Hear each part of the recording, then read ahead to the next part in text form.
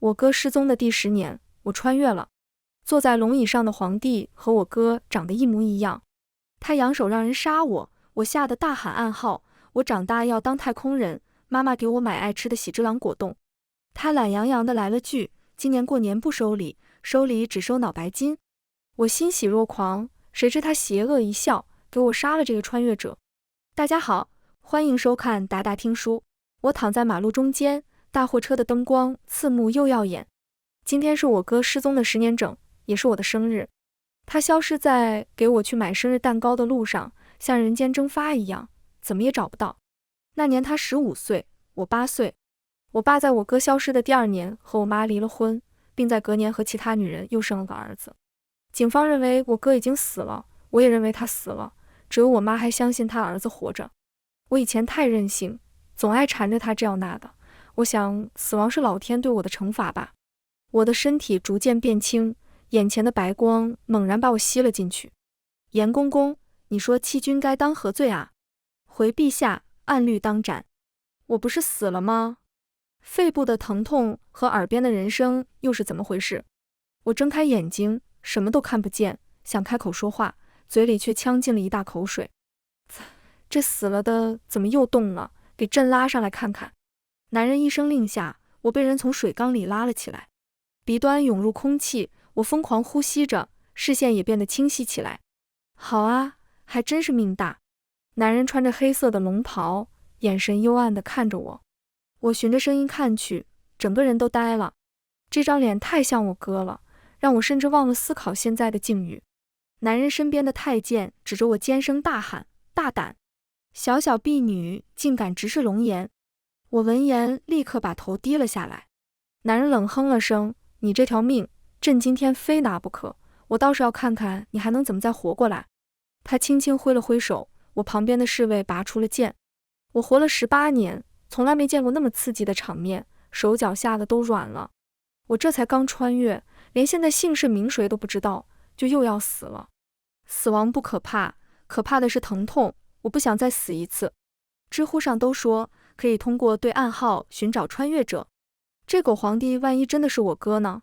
抱着死马当活马医的态度，我急声大喊唯一记得的广告词：我长大要当太空人，妈妈给我买爱吃的喜之郎果冻。狗皇帝惊讶地看了我一眼，我心想有戏。只见他懒洋洋地开口：今年过年不收礼，收礼只收脑白金。老乡，真的是老乡。知乎诚不欺我。我眼睛一亮，欣喜若狂。下一秒，他手撑着脸，邪恶一笑，动手给我杀了这个穿越者。我的笑僵在脸上，彻底慌了。不是应该老乡见老乡，两眼泪汪汪的吗？侍卫举起剑就要落下，情急之下，我叫出我哥的名字：孟清然。狗皇帝瞳孔一缩，急声阻止：住手！我余光一扫，只见那把锃亮的剑停在离我脖子不到1厘米的地方，差点就嗝屁了，真是吓死我了。狗皇帝眯着眼看我：你是谁？我左右看了看，扯了个狗腿的笑，我说：皇上，咱们在这说有点不方便吧？狗皇帝起身，居高临下的看了我一眼：那便遂了你的意，过来。我连忙爬起来，在众人惊讶的目光中跟了上去。狗皇帝一到偏殿，几个千娇百媚的美女立马贴了上来。就算这人和我哥长得像，但他绝不可能是我哥。我哥品学兼优，为人温柔，和这个暴君完全相反。他吃了口美女喂的葡萄，漫不经心地说：穿越者，你是怎么知道孟清然这个名字的？我乖乖回答：孟清然是我哥。他愣了愣，然后推开旁边的女人，走过来一把抱住我。然，我脑子瞬间一片空白，说不清高兴还是难过。这个狗皇帝真的是我哥，可是我温柔的哥哥为什么会变成这副样子？狗皇帝抱着我哭了，他肩膀抖动的厉害，我一时不知道该怎么办了。哥，我讷讷地喊道。他嗯了声，哭得更厉害了。我叹了口气，像哄孩子似的拍着他的后背。该哭的明明是我，我刚刚还被他欺负来着，现在反而安慰起他了。他哭累了，用袖子抹了抹眼泪，笑着看我：10年不见，我们冉长成大姑娘了，就是现在比小时候丑了点。我翻了个白眼：我是魂穿好吧？他知道个屁。孟清然脸色微僵，明显才想到我为什么会穿越这件事。他结结巴巴地问我，所以你是死了？我含糊道，应该吧。我是生是死，这还真不确定。毕竟我被车撞倒以后，很快就失去了意识，一睁眼就到了这边。孟清然揽着我的肩膀拍了拍，没事，在这儿有哥呢，哥带你吃香喝辣，让你做一辈子的公主。公主这2个字刺痛了我。我小时候爱看芭比公主，也梦想着成为公主。就连那天她去买蛋糕，我都再三叮嘱要买公主才能吃的蛋糕。孟清然，我叫她的名字，她温柔地看着我，如同以前看着我的样子一样。我憋了许久的眼泪，再也忍不住了。我低声说，哥，对不起，我不该让你去买蛋糕的，我不想当公主，我只想要你回家。孟清然揉了揉我的脑袋，念叨了一句，傻瓜。我知道他回不去了，如果能回去，他也不会在这里10年之久。孟清然真的封了我为公主，区区一个婢女，一跃成为护国公主，这是从开国以来从没有过的事情。我现在的身份是皇帝的亲妹妹，先皇流落在外的私生女。私生女掩藏还来不及，他竟然还封我为级别最高的。那帮清流甚至扬言要在大殿上撞柱子，以此来表明不接受我的立场。这些我都不在意，我在后宫打听着我哥这些年的事情，无一例外，大家都说他是暴君。陛下太难伺候了，动不动就摔东西，我店里那丫头不过是撒了点汤就被杖毙了。杖毙一个算什么？伺候陛下10余年的宫女和太监，在几年前被陛下杀了一个不剩。我脸色变了变，他当真那么残暴啊？正当我和他的嫔妃们扒得正欢时，他突然从后面冒出来，身边还站着一个芝兰玉树般的男人。孟清然咬着后槽牙叫我，孟清然，你长本事了，掉脑袋的话也敢说。我瞟了眼他身旁的男人，决定给他个面子。陛下，冉冉错了。男人轻声笑了出来，他问道，子恒，你这活宝妹妹是哪来的？以前从来没听你提起过。赵子恒是孟清然现在的名字。他无奈道，这丫头一直瞒着，我也是最近才知道的。他向我介绍，冉冉，这是汝阳王世子，也是我最好的朋友，陆寒生。陆寒生听到最好的朋友几个字，眼底眸光一闪，稍纵即逝，却被我看到了。他不在意地朝我笑了笑，没有半点被发现后的不自然。我心想，我哥真傻，他当人家是朋友，人家可不见得当他也是朋友。陆寒生有种让人想要亲近的魔力，我哥说什么他都能接得上，就连我这个旁观者都觉得听他说话是一种享受。可越是完美的人往往越是有问题，更何况他还被我发现了破绽。他们俩在前面走，我在后面盯着。突然孟清然转头看了看我，他纠结地开口，冉冉，你老是偷瞧寒生，莫不是暗恋人家？我一口老血差点喷出来，孟清然傻就算了，还眼盲心瞎。陆寒生挑了挑眉头，那张波澜不惊的脸上写满了细血。我忍着给孟清然脑子倒水的冲动，皮笑肉不笑地回答，陛下真是好眼力，陆世子这般优秀的人，冉冉当然是喜欢的紧呢。孟清然大惊，将陆寒生护在身后，冉冉，哥哥求你换个人喜欢，就你这懒到家的样子，朕不能让你糟蹋了寒生。丫的，狗皇帝，本仙女配陆寒生，那叫绰绰有余。孟清然忽略我要杀人的目光，悠悠地对陆寒生吐槽，我这妹妹四体不勤，五谷不分，每每睡到日上3竿才起，你说朕怎么忍心让她祸害你呢？陆寒生那双桃花眼像含了春风，醉人又温柔。他看着我说，微臣倒觉得公主这般甚是可爱。孟清然默了默，你喜欢就好。虽然知道陆寒生的话不见得是真的，但我还是挑衅地瞥了眼孟清然，昂首挺胸，骄傲的不行。送走陆寒生后，我和孟清然约好了今晚不醉不归。正好关于他穿越这件事，我有太多的问题想问他了。皇帝住的寝殿是整座皇宫最大的地方，也是我认为最冷清和孤独的地方。我到时，孟清然已经摆好了酒菜，满满一桌子江南菜，竟然都是我小时候爱吃的。只是10年过去了，我的口味早就变了，但我没告诉他。酒过3巡，我的脸颊有些发烫。我问他，哥，你是怎么来这儿的？买蛋糕的路上到底发生了什么？孟清然颓废地低下头，他抓了抓脑袋，一副难以启齿的样子。他闷声说：“我告诉你，你不许笑我。”我举起3根手指，一本正经地保证：“不笑，谁笑谁是小狗。”下水道。我没听清，啊了一声。孟清然眼睛一闭，破罐子破摔，我说我掉下水道里去了。我愣了好长时间，哈哈大笑起来，笑着笑着我又哭了。我想过车祸、时空缝隙，甚至是量子力学，但万万没想到是如此简单又离谱的方式，让我们的家分崩离析，让我们分别10年。孟清然跟着我笑了几声后，啜泣说，摔下来后，我已经来到了这个时空，落在长得和我一模一样的赵子恒身边。我壮着胆子靠近他，却发现他已经死了。他的穿着一看就是富贵人家的孩子，所以我和他换了衣服，可我没想到他是个皇子。孟清然的眼神变得惊惧，他压低声音回忆道，冉冉，好多人要来杀我，我的面前都是尸体，鼓鼓的向外冒着血，我害怕极了，我不想死，我还得回家呢，我不能死。我刚想安慰，他的表情又变得很厉起来，我把要杀我的人都杀了，想让我死的，他们都得死。寝殿中烛火燃烧，孟清然的眼眸中倒映着火光。他端起一杯酒一口饮尽。后来赵子恒的母亲死了，弟弟死了，大家都死了，我赢了，我做了皇帝。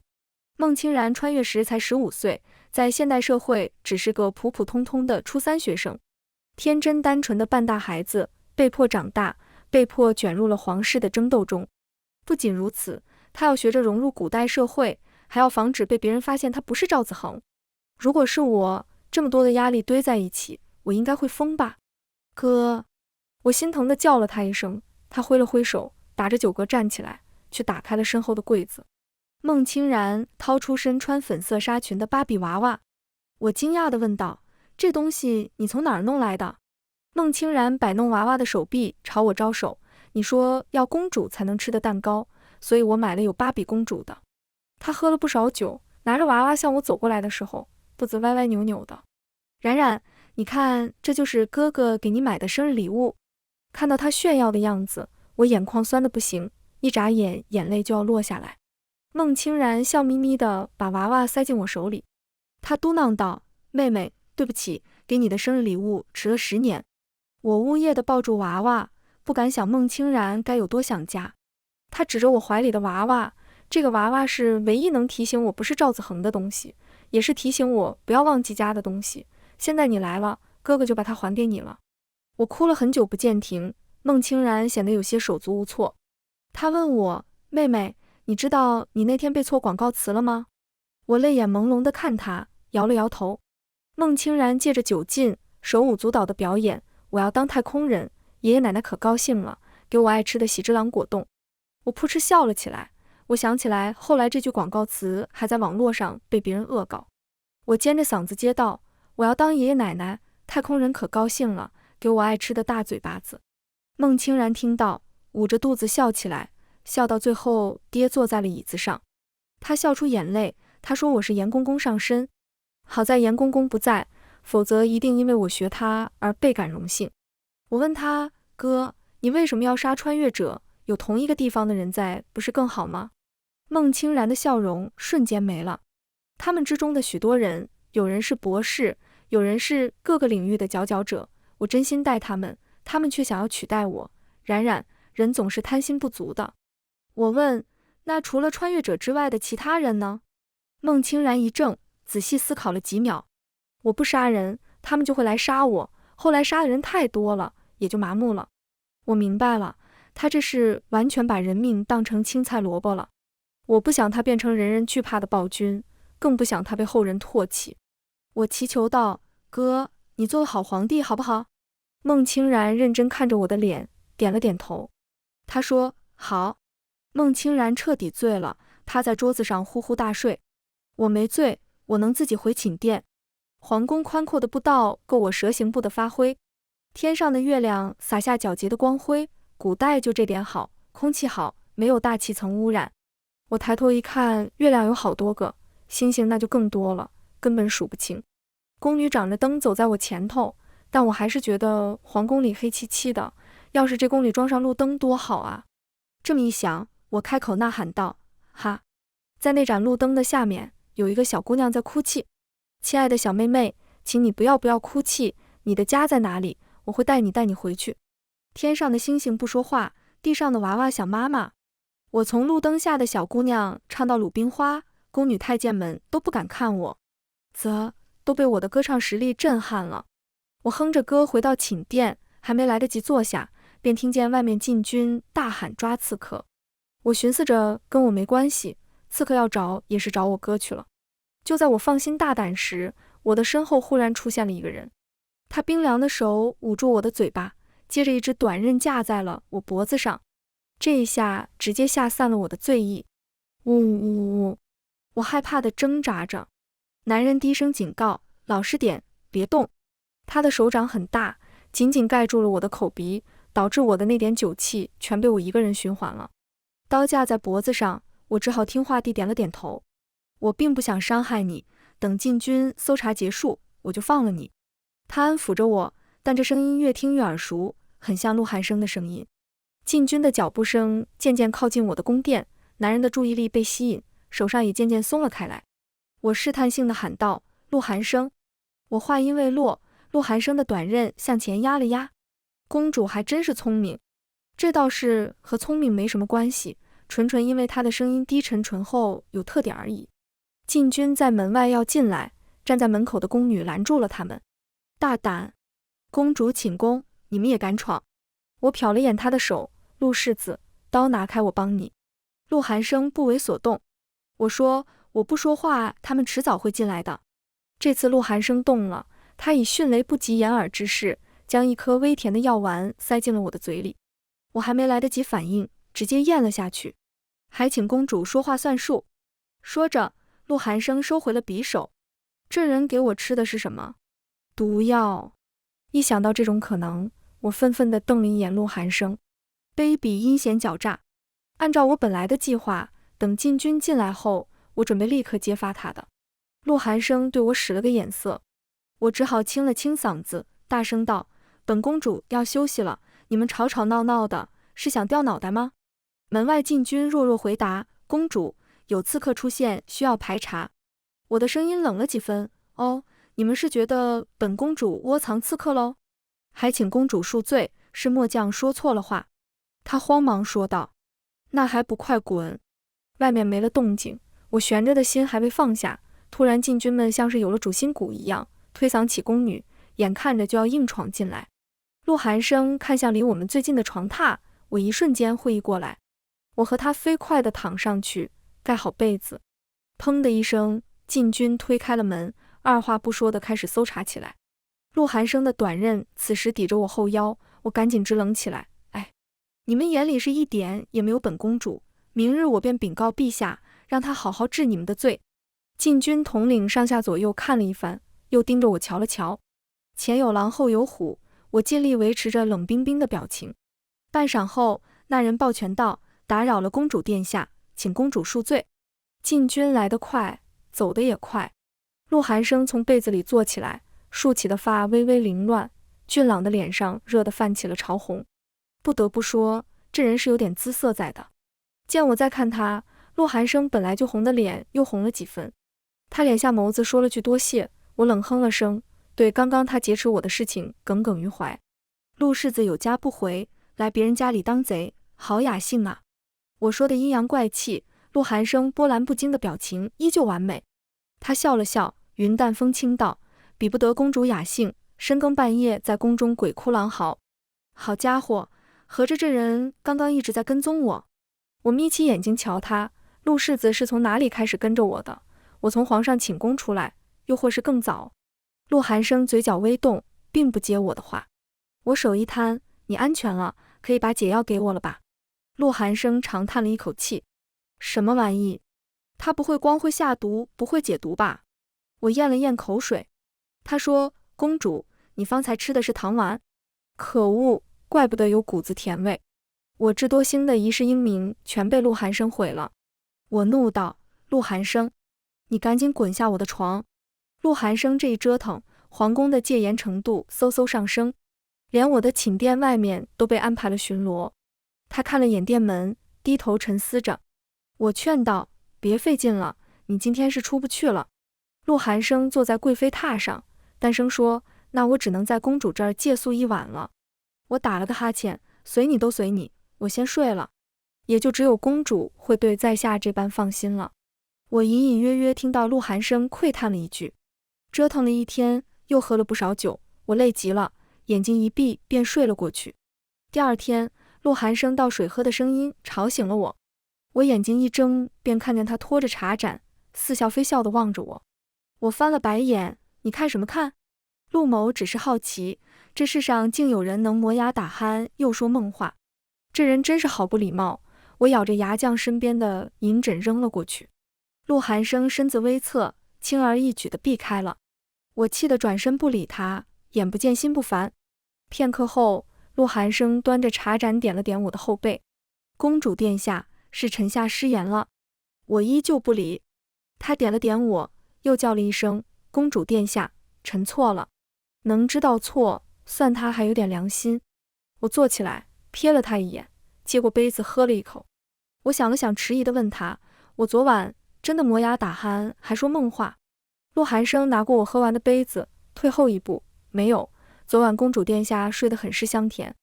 我气得比了比拳头，总有一天我要杀了陆寒生这厮。陆寒生离开后，我的脑海开始涌现昨晚发疯的记忆。我恨自己为什么没有断片。最可恨的是，我在去找孟清然告状的路上，遇见了一众工人在聊天。昨晚那刺客搅得我心神不宁，进军真是没用，连人家一根毫毛都没抓到。有刺客就算了，昨晚不知哪个大胆的在宫中唱歌，那声音又像鬼哭又像野狼嚎叫，难听得我一晚上没睡着。我顿时无语，那分明是来自现代的艺术。这群人和陆寒生一样没眼光。昨晚陆寒生没有伤害我，而且他还淡定地在我寝殿里过夜。我不猜都知道孟清然没事，但陆寒生这个人一肚子坏水，我还是得提醒一下我的傻哥哥，免得他被蒙在鼓里。我到时正碰上孟清然发脾气，那个女人已经死了，这个符号却又重出江湖，你们给我去查，立刻去查清楚。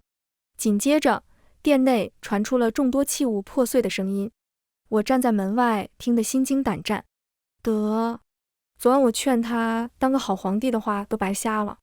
我不顾严公公欲言又止的眼神，一把推开了门。孟清然手里举着砚台，差点就朝我砸过来。他见我进来，扫了眼下属，那人立刻连滚带爬退下了。冉冉，你今日怎么起得这般早？孟清然脸上挂上了笑，边说边将砚台藏到身后。我的戏感说来就来，我捂住脸哭道，哥，这都怪陆寒生，呜呜，你得给我做主啊。那个陆寒生就是昨晚的刺客，他用刀架着我脖子，喂我吃毒药，还赖在我寝殿里过夜，呜呜呜。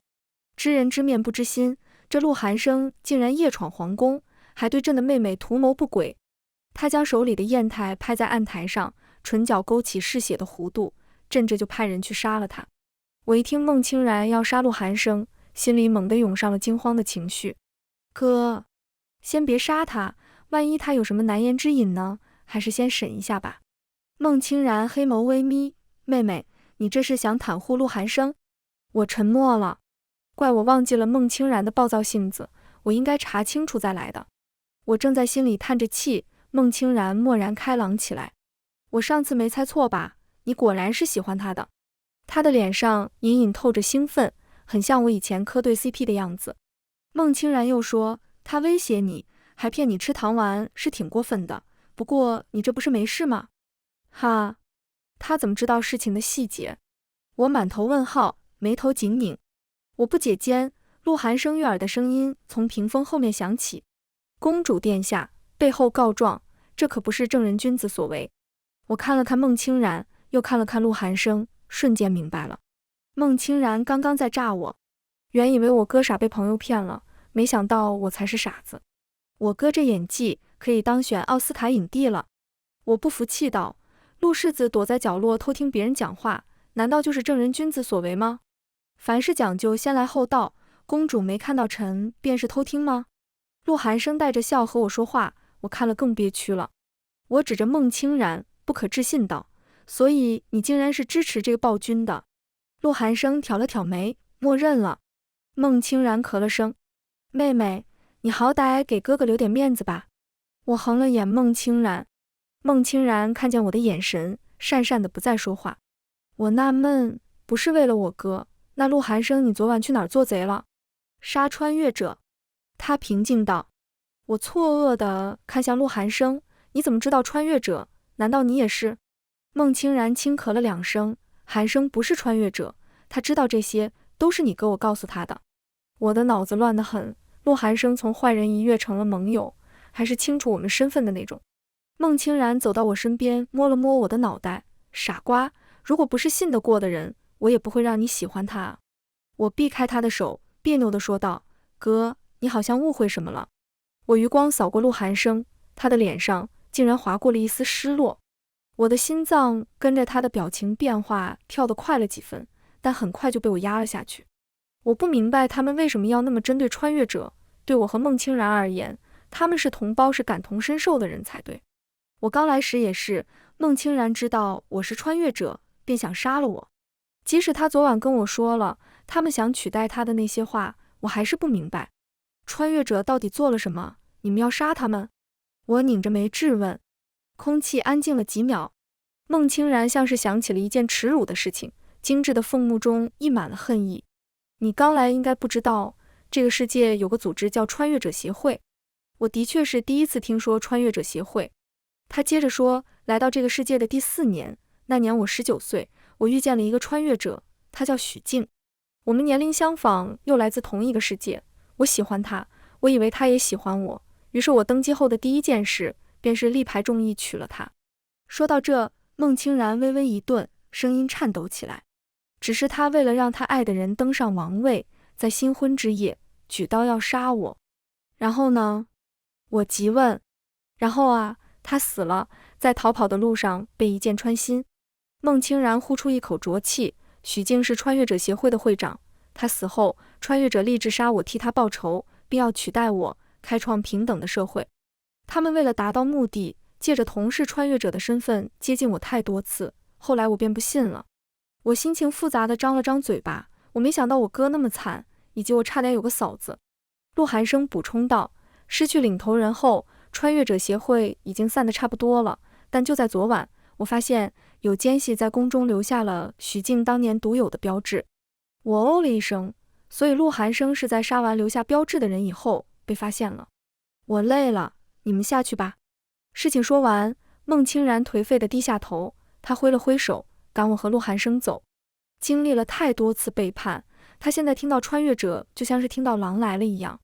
都是来自现代的人，孟清然享受独裁，不推崇人人平等，那些心高气傲的穿越者自然是不服的。而且他还维持古代制度的管理方式，这边又是罪加一等。穿越者们想要改革，只是不知道那些人有没有想过，他们想推行的社会制度是否符合现在生产力的发展。我关好寝殿的大门，陆寒生和我并肩站在外面，足足比我高了一头。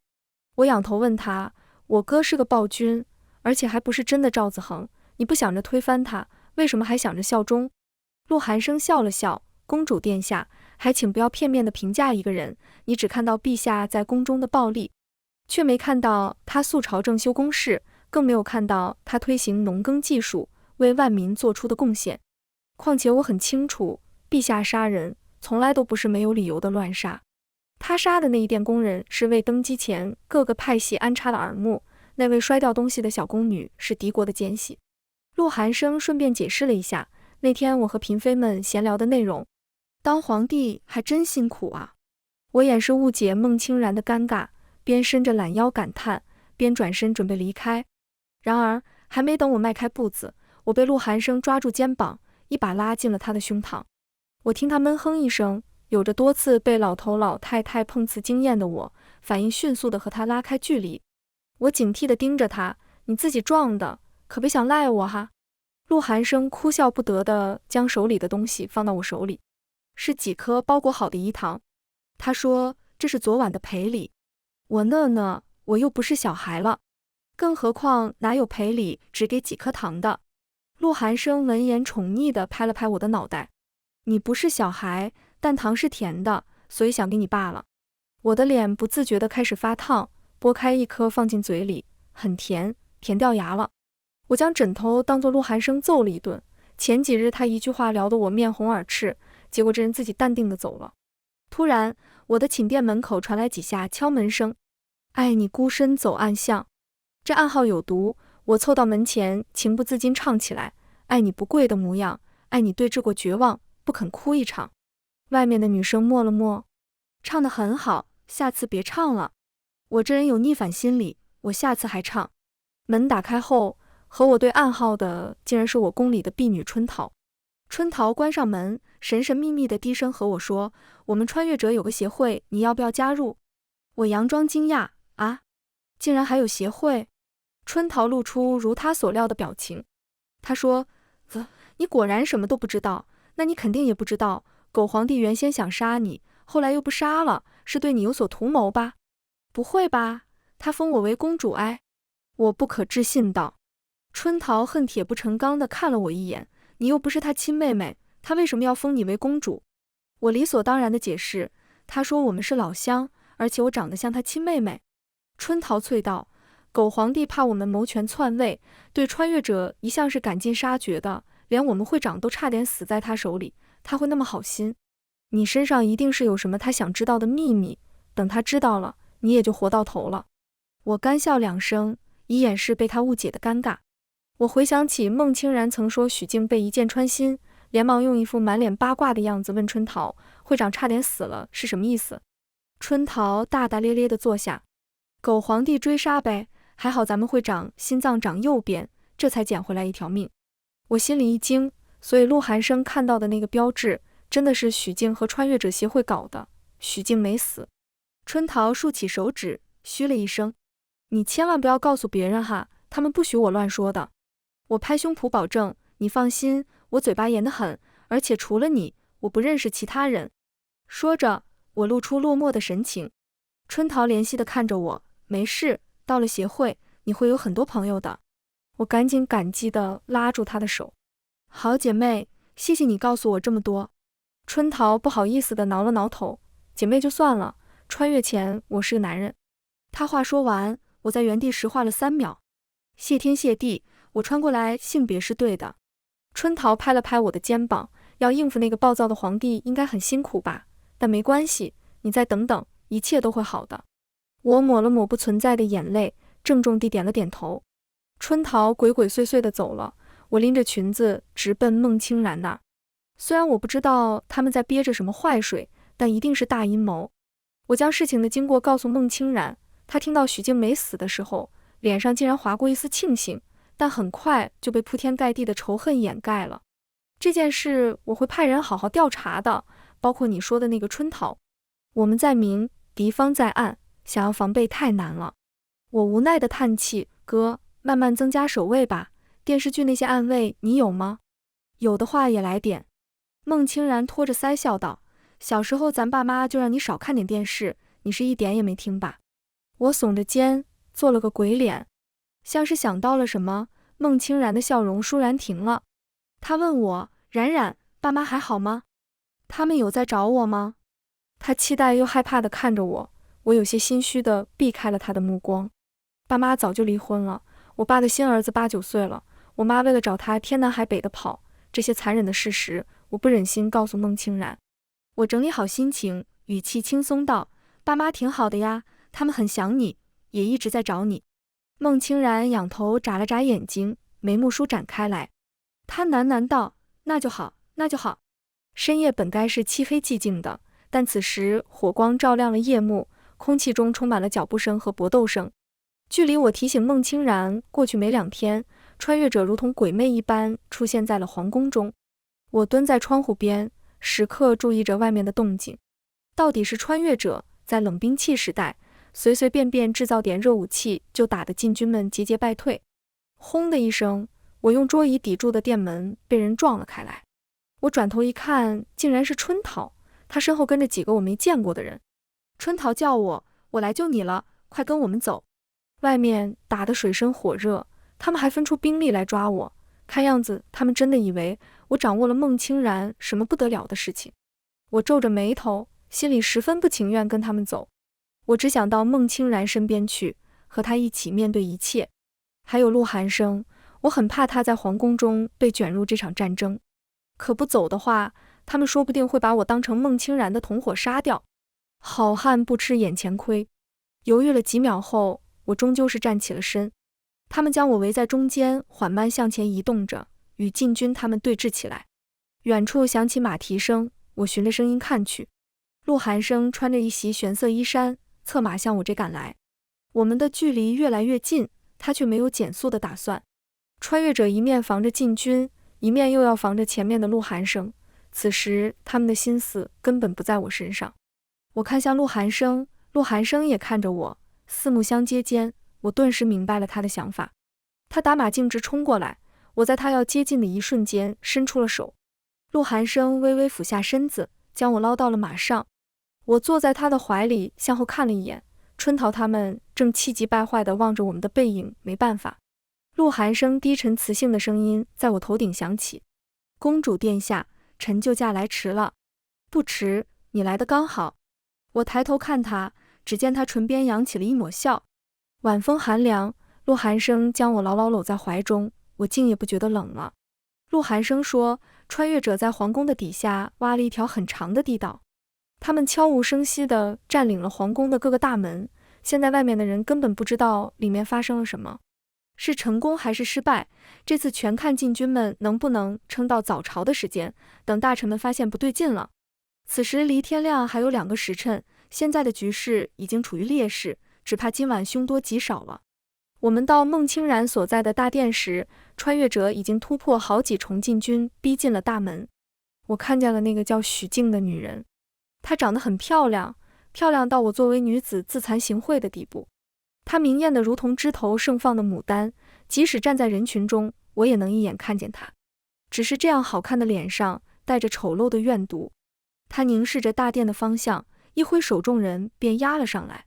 有穿越者闯入了大殿，这时我看见孟清然提着剑杀了出来。瞧见他平安无事，我不由得松了一口气。许静在台阶下仰着头看孟清然，他喊道：好久不见了，赵子恒，不，应该叫孟清然才对。孟清然举着剑指向底下的许静，冷笑了声：你一个死人还回来做什么？还想再死一次？许静眸底涌动着杀意，当然是来替我夫君报仇。孟清然唇边扬起阴冷的笑：我那弟弟想要王位，我便送他下去当皇帝了。许静，你该感谢我圆了他的愿。许静双目渐渐赤红，他厉声打断：是我骗了你，我已经还给你一条命了，你为什么非要赶尽杀绝？因为你这条命不配。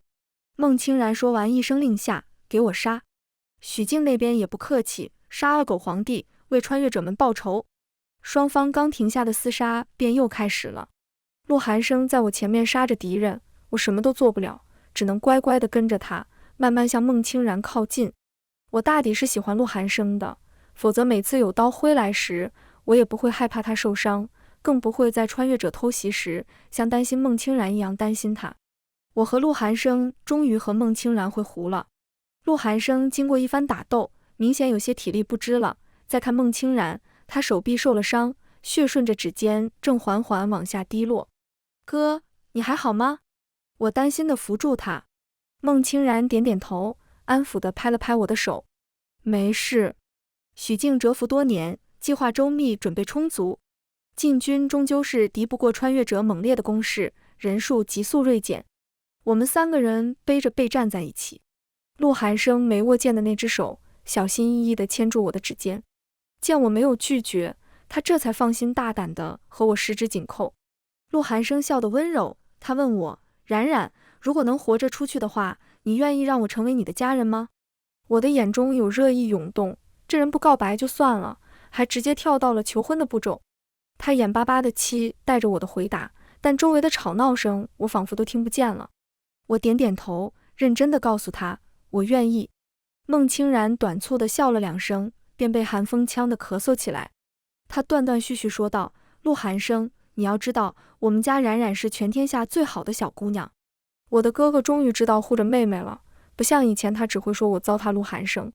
陆寒生笑了笑，陛下说的是冉冉全天下最好的小姑娘。敌人逐渐逼近，死亡就在眼前，有孟清然和陆寒生在身边，我没有一丝惧怕，出奇的坦然起来。孟清然停下挥剑的手，蓦地退到我身边问我，冉冉，你想回家吗？我不明白他为什么会突然问我这种问题，但我还是认真回答了他。不想，在现代我已经没有家了，对我来说，孟清然在的地方才是我的家。孟清然惨然一笑，冉冉，你知道你撒谎时总是不敢看人吗？我微微一愣。他说，我们的家应该已经不能算是家了吧，你不想回，但我更不想看着你死。话音刚落，他拄着剑，单膝跪到了地上，吐出一大口血。我浑身的血液仿佛一下冷了。哥！我惊慌失措地蹲下来看他，他的胸口插着火药炸飞过来的铁片。陆寒生听到我的声音，也来到了他的身边。孟清然黑色的龙袍已经被血浸透了，他满含歉意地看着陆寒生，抱歉寒生，我不能把妹妹交给你了，我要送她离开这儿。陆寒生抓住我的手，温润的眼眸中倒映着我的身影。微臣也想公主能活着，陆某此生的公主一生愿意，已经知足了。我的眼泪后知后觉地流下来，我不停地摇头，我不想走，我不走。哥，你不是一直想要回家的吗？你走吧。孟清然抹了把嘴边的血迹，笑说，傻瓜，我是身穿，回不去的，而且回家哪有你来的重要。他说罢，将手里的红色珠子摔碎在地上。我的整个身体被柔和的白光包围着。陆寒生紧紧地抱住我，他在我耳边轻声道，再见了，公主殿下。我最后看到的是穿越者向他们冲过来的场景。天快亮了，可一切都来不及了。我从白光中出来，看见我的身体孤零零地躺在病床上，整个房间只有心电监测一滴滴的声音。我伸出手去触碰我的身体，一股力道想要将我拽进去，吓得我立即后退了几步。刚刚出现的白光并没有消失，而是以缓慢的速度在慢慢缩小。孟清然的那颗珠子把我送了回来，只要我回到身体，我就不用死了。可他们都不在了，我也不想活了。我走到白光前，门外我妈不知在和谁说着话，她大声喊道，治什么治？她从小就是个害人精，害得我儿子消失，现在成了植物人，又来拖累我。我闭了闭眼睛，义无反顾地走进了送我回来的白光中。我祈求上天能让我回到孟清然和陆寒生身边，即使结局是死。在有意识时，我听见了头顶有人在哭，一滴泪落在了我的脸上。我眼皮微颤，缓缓睁开了眼睛。我躺在陆寒生怀里，他哭得特别丑。我嫌弃地出声，陆寒生，别哭了。陆寒生喜出望外地低下头看我，冉冉，你没死，你真的回来了。话没说完，他后怕地搂紧我。我离开时的战场，此时已经安静下来。台阶上、门框上、栏杆上，到处都是尸体。陆寒生在这，孟清然却不在，一个可怕的猜测涌进我的脑海。我推开陆寒生，含着泪看他，孟清然呢？我哥呢？陆寒生的脸色变了变。我拉过他的手，慌张道，我哥怎么了？他是不是死了？他没死，不过也快了。春桃冷冰冰地在我身后说道。我循着声音转身，脚边却踢到了什么东西。我低头一看，竟然是许静的头颅。他圆睁着空洞的眼睛，仿佛在看着远方，又仿佛在盯着我。我慌得腿一软，差点摔坐在地上，还好陆寒生拖住了我。春桃扬了扬下巴，劈过来。我不可置信地看他，他不是穿越者协会的人吗？许静死了，他还把他的头当球踢。不知道孟清然的情况，我本来就着急，加上又看到这么血腥的东西，我的语言已经接近崩溃了。我不安地拉了拉陆寒生的袖子，我要去找我哥。好，我们这就去找陛下。可能是为了安抚我，陆寒生的语气温柔得快要滴出水来了。春桃歪头看我，公主不想知道许静怎么死的吗？我想知道，但我不想听她一边和我说话，一边踢着许静的脑袋跟着我。陆寒生停下脚步，阴沉着脸阻止他，你吓到他了。春桃露出恍然大悟的表情，一脚将头踢得飞起来。我听见一声闷响，心脏也忽地停了一拍。春桃背着手，一蹦一跳地转到我面前。公主殿下，我告诉你的消息还不错吧？如果不是怕引起协会怀疑，我就将作战计划告诉你了，我也能快点杀了许静。我惊呆了，我自以为套出来的消息，居然是春桃有意泄露给我的，目的就是让我提高警惕，让许静计划受阻。我费解地看他，所以你想对付根本不是我哥，那你来抓我干嘛？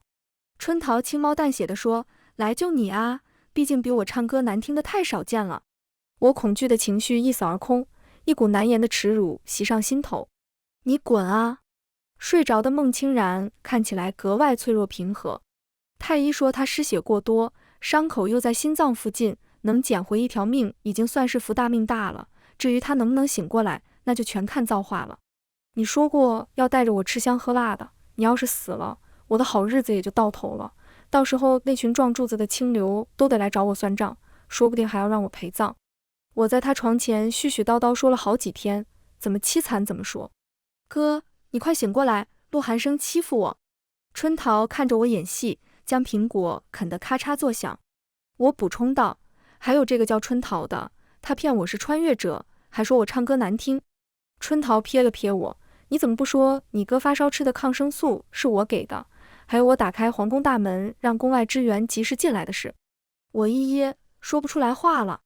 春桃说的是，他以前从穿越者协会拿的药，救了孟清然，他打开大门替我们叫支援，救了我们所有人。他这功大于过，我在计较，反而显得小气。但我嘴上向来不喜欢饶人。你这几日在宫里搜刮的黄金快一车了，你还想我哥以身相许不成？春桃竟然仔细思考了起来，他满意地点点头，我看行。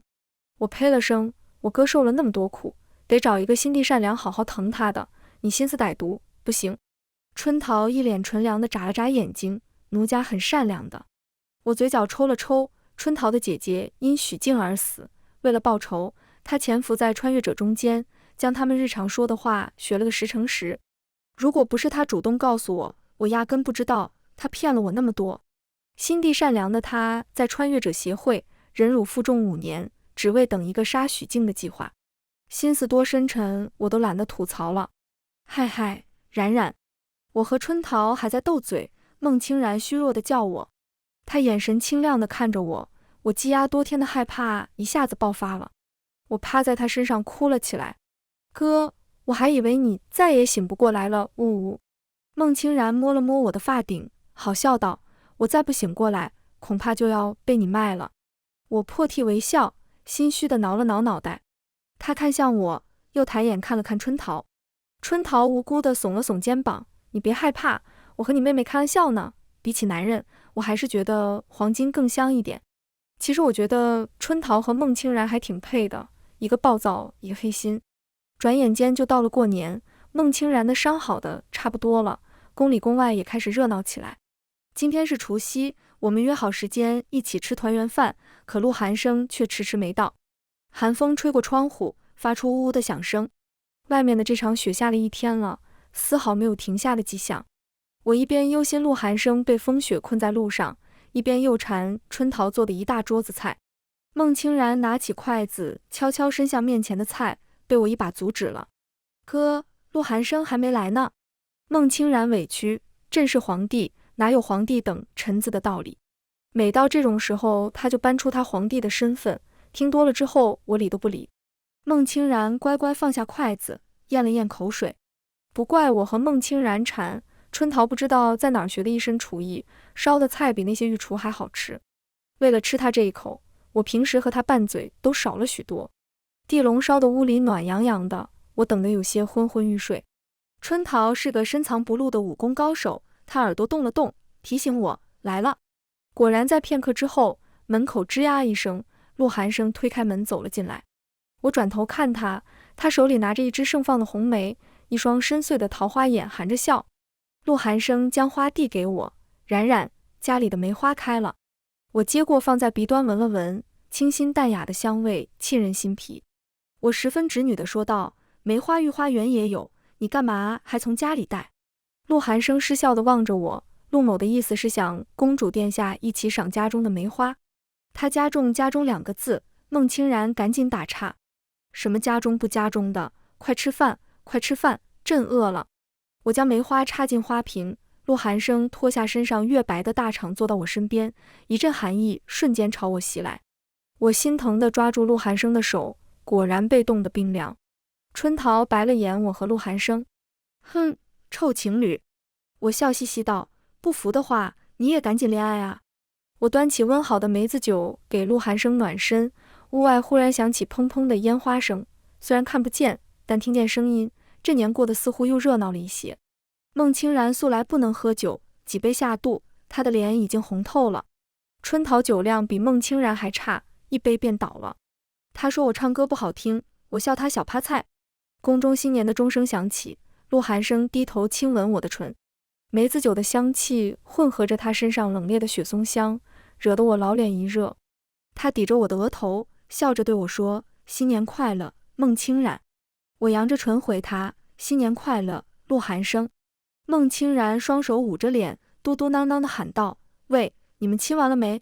暖阁中一世温暖，我和陆寒生相视一笑，这样好的日子一定会是永远。全文完，达达听书感谢您的观看，我们下个故事再见。